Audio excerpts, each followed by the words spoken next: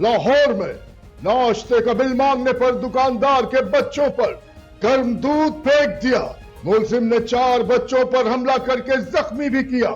इस हवाले से हमें तफसीलात से आगाह कर रहे हैं हमारे नुमाइंदे। अल्लाह वसाया जी, अल्लाह वसाया, हमें तफसीलात से आगाह कीजिएगा।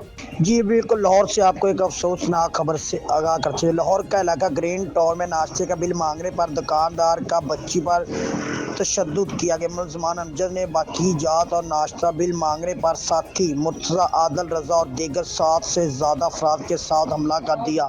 मदनी बताया कि मुलजम अमजद ने गर्म दूध दुकानदार के 2 बेटों उमर और शहजाद और अबैद पर फेंक दिया, जिससे दोनों झुलस कर जख्मी हो गए।